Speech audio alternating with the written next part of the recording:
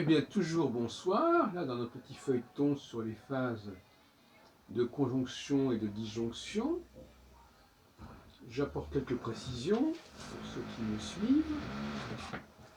Je dirais que la phase conjonctionnelle est une phase, je l'ai déjà dit, mais je le répète, nous sommes dans une soirée consacrée à ces questions-là. La phase conjonctionnelle est une phase qui est fonction de ce que j'ai appelé l'altérité intérieure, extérieure plutôt. Et la phase disjonctionnelle est fonction d'une altérité intérieure. L'altérité extérieure, c'est quand j'ai besoin de l'énergie de l'autre pour fonctionner. Et donc, je vais spontanément vers l'autre pour aller dans cette synergie dont je parlais tout à l'heure. A contrario, l'altérité intérieure, c'est quand l'altérité extérieure ne fonctionne plus. Or, la conjonction est la garantie, la caution de l'altérité extérieure. C'est ça qui nous rapproche les uns des autres, le besoin d'être ensemble, de cette altérité extérieure.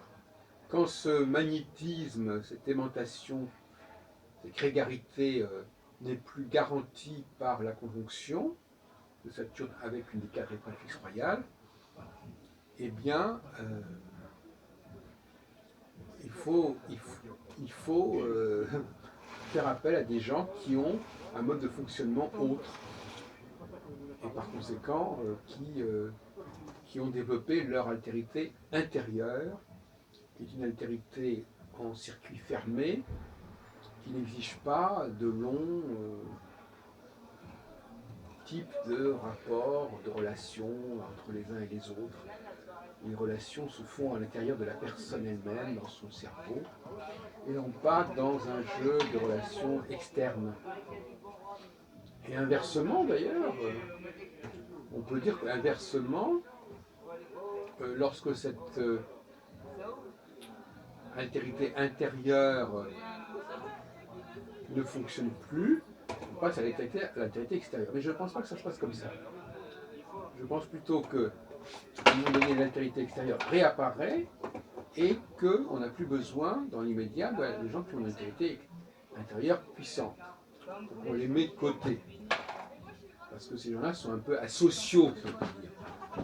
Donc ils ont toujours leur altérité intérieure, mais elle n'est plus souhaitable, elle n'est plus recherchée. Et donc, lorsqu'on voit Saturne arriver en signe cardinal,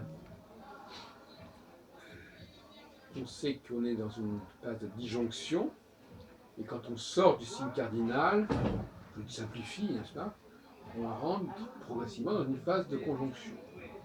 La phase de conjonction va ranimer la dynamique de l'altérité extérieure, d'où le partenariat, d'où les synergies qui se constituent.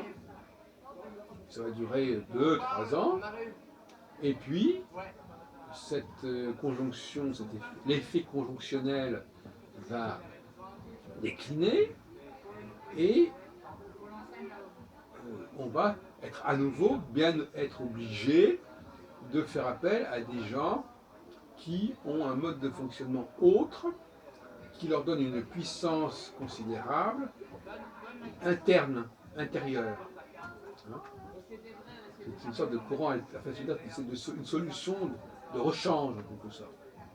Une solution de rechange qui pourrait éventuellement, comme je l'ai évoqué tout à l'heure, pourrait correspondre à une régression vers un état qui aurait été celui de l'humanité avant qu'elle ne connaisse, qu'elle ne connût les délices de l'altérité extérieure. Je veux dire par là que cette altérité extérieure serait une construction qui serait directement dépendante du système astrologique, en fait. Bon, on va discuter de savoir comment ça s'est mis en place, qui l'a mis en place, etc.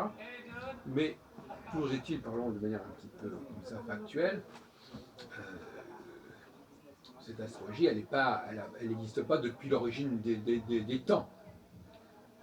Cette relation pavlovienne, plus ou moins, de certains signaux cosmiques avec les comportements sociétaux, elle n'est pas depuis toujours.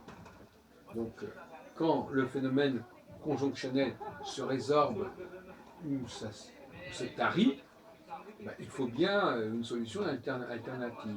Et la solution alternative, quand je dis ça, je le dis sur le plan purement empirique, parce que rien ne prouve que ça a été prévu comme ça. Mais toujours est-il que la solution alternative, quand on est dans la phase babélienne de disjonction et où les gens ne savent plus à communiquer, où les lignes de communication sont mauvaises, eh bien, on n'a pas d'autre choix que de faire appel à une sorte de race de surhommes qui, eux, sont en possession d'une altérité intérieure, c'est-à-dire eux-mêmes par rapport à eux-mêmes. Hein. Euh, Altérité intérieure qui fait qu'ils sont extrêmement autonomes. Hein, et que par conséquent, ils ne sont plus à la merci des difficultés relationnelles, des complications relationnelles, qu'à eux tout seuls, ils incarnent une espèce de surhomme.